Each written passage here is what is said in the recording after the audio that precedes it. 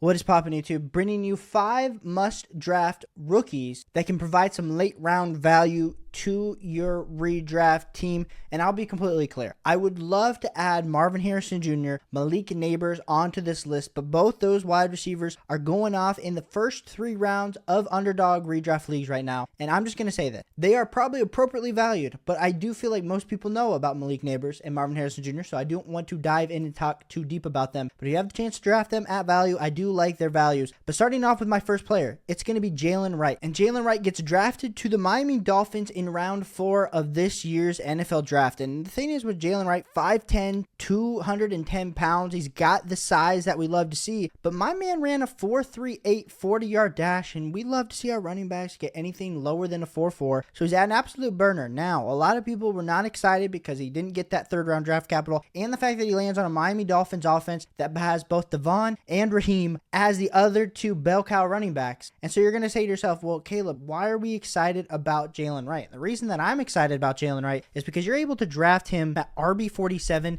at pick 151. When we're talking about pick 151, we're talking about a late round flyer. I understand right now he is the RB3, but last year we saw Raheem Mostert and we saw Devon go down with injuries multiple times. Raheem Mostert had a top 5 points per game finish. It was absolutely amazing. We saw Devon have absolutely game-breaking, crazy metrics. I think the same thing can be applied to Jaylen Wright because, yes, they added OBJ as a wide receiver, but they need some weapons in this offense besides Tyreek Hill, besides Jalen Waddle at points. And so Jaylen Wright, to me, really slides in as a guy that I must be drafting, that I'm taking the late round flyer on. I think he has a ton of upside. Absolutely love him as my first rookie that I'm definitely having that late round flyer on because I love some Jaylen Wright. My second rookie that I'm drafting everywhere is Ricky Pearsall, who's going off pick 141 as wide receiver 66. And Ricky right now is sliding in as the wide receiver 3 in the San Francisco 49ers offense. You also have to add in the fact that George Kittle is also there. You got CMC out of the backfield. So when you're like Deebo Samuel, Brandon Ayuk, George Kittle, CMC, you're saying Ricky's probably what, 5th option on this offense. So you're like, Caleb, there's really not a ton of upside. Well, when we're taking this late dart throw on Ricky, I like it because not only did he get that round 1 pedigree, but there are the rumors that potentially Deebo Samuel and or Brandon Ayuk is going to be on the move. Now, we can't really play into those rumors too much because a lot's going to be happening over the next few weeks. I think we've heard from the San Francisco Brass that they'd love to run it back with both of them, but they drafted Ricky for a purpose, and he was a 1st round drafted wide receiver, which we have to take into account that draft capital in of itself, which Ricky, I think, is very valuable because when he did come out of the University of Florida, 6'1", 189, ran a 4.41 40-yard dash. My man's an absolute slot god, and we love to see a guy like Ricky have a ton of success in the NFL. You put him on a team, like we said, where he's not going to have to be the number 1 receiving option, and he's getting pushed down the board because of it. When a guy like Xavier Legette's going a spot ahead of Ricky just because there's less competition in the Panthers offense, it doesn't really make a lot of sense to me because I liked Ricky Pearsall a lot more as a prospect. So I love the upside that you're able to get as a late round shot at wide receiver. He's my second rookie that I must be having at the end of my drafts. Third rookie that I must be having that I think can have a ton of upside is MarShawn Lloyd. And the reason that I really like MarShawn Lloyd is because he lands on a Green Bay Packers team that is known to be running back by committee. Now, right now, he is the RB3 on that depth chart behind Josh Jacobs, behind AJ Dillon. MarShawn Lloyd, I think, has the talent to be a 3-down bell cow. And even adding on top, I know Josh Jacobs has been pretty healthy over the last 2 seasons. They still like to use 2 running backs. I'm not saying that Josh Jacobs by any stretch. I still think Josh Jacobs is going to get 60% of the touches. But I do think the breakdown between MarShawn Lloyd and AJ Dillon, I think MarShawn Lloyd is more explosive than AJ Dillon in the way that this Packers offense is moving with all the weapons. I think MarShawn Lloyd currently right now as RB45, overall player 141 off the board. Another great late round shot. He's actually going 2 spots ahead of Jaylen Wright. So typically I just take whoever's available between MarShawn Lloyd and Jaylen Wright in that round. But when we're looking at him, a 4.46 40-yard dash, he is 23 years old. A lot of people are not high on MarShawn Lloyd. A lot of people had him a little bit lower in their rookie running back rankings, somewhere around RB3 to RB5. I like MarShawn Lloyd, and I like the fact that he ended up on an offense that is super uber efficient. So give me some MarShawn Lloyd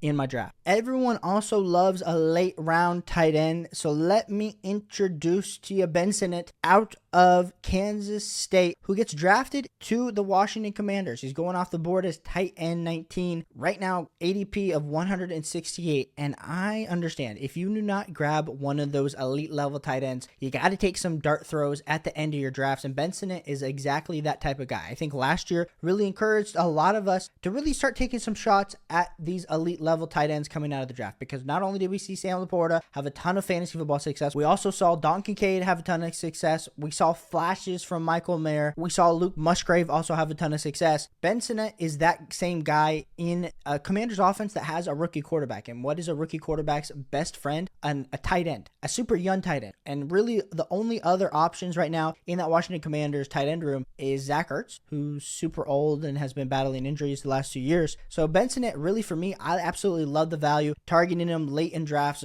especially like I said, if I'm going to have to take shots on a lot of these late round guys, get me some Ben Sinnott. Shout out to the Fantasy Stock Exchange boys. They were on him early in the Dynasty Fantasy Football process, and he has continued to rise up draft boards. But I'm still drafting him because I think it's super valuable to have a guy like Ben Sinnott after especially seeing what we saw from some elite level tight ends. Now, I will say the fact that we did see those elite level tight ends last year does not mean that that always happens. I mean, it was just a few years ago when we were talking about wide receivers don't typically break out till year 3. Tight ends don't break out until they're like 27, and all of a sudden it's like year 1 or bust for all of these guys. So I don't want to put a ton of pressure on this actually being a performer, but I do like taking the upside shot that Ben Sinnott does provide late in drafts with his current situation. And my final player that I think has a ton of late round sneaky value is going to be Drake Maye. And when we talk about these rookie level quarterbacks, we got Caleb Williams and Jayden Daniels right now, both an underdog, are valued as back end QB1s. Of course, Jayden Daniels, that Konami code rushing upside is really helped propelling him in a one quarterback format alongside Caleb Williams. And we got Drake Maye all the way down at QB 27. Now, all reports are out of the Patriots camp that they are going to be so fine to just start Jacoby Brissett and let Drake Maye kind of sit, relax, and learn the offense, and then eventually he'll take over. You do not draft a top 5 quarterback and just expect him to sit from the jump. I think there'll definitely be a little bit of a competition. Maybe it's the first few weeks he doesn't start, but I think Drake Maye has the potential to, of course, be that starting quarterback this year. And when we're looking at the offense, you're probably like, it looks a little bit bleak. We got Ramondre Stevenson, we got Antonio Gibson in the backfield. They just drafted a ton of young wide receivers. We got Pop Douglas, we got Polk, and we got it's like a bevy of wide receivers that there's no clear answer on who's going to be actually out there, who's going to be performing, just a bunch of Jags. But Drake Maye was the type of college prospect that if he were in his own class, he was just in a star-studded class of quarterbacks. If there was no Caleb Williams, if there was no Jayden Daniels, Drake Maye is a clear QB1. We've seen a lot worse quarterbacks get drafted with top 5 draft capital. I'm super pumped for Drake Maye in this class. I definitely love taking late round shots because especially stacking options in your underdog drafts or your redraft leagues, where maybe you get a guy like Pop Douglas and then you can kind of get a late round stack with Drake Maye. Those are some great plays to have on your fantasy football roster. So let me know what you think of these rookies. Of course, love some of the top guys that we have been talking about, like Marvin Harrison Jr., Malik Neighbors, even someone like a Rome Odunze, who I think a lot of people are sleeping on because they're thinking that he's a wide receiver 3. But let me know what you think of those 5 guys. Let me know what you're doing with the rookie class. Do you think they're overvalued right now in underdog ADP, in just redraft ADP in general? Would love to hear your thoughts. We're putting out a ton more content each and every day this week. So hit that like and subscribe button if you're new, and I'll catch you on the next one. Peace.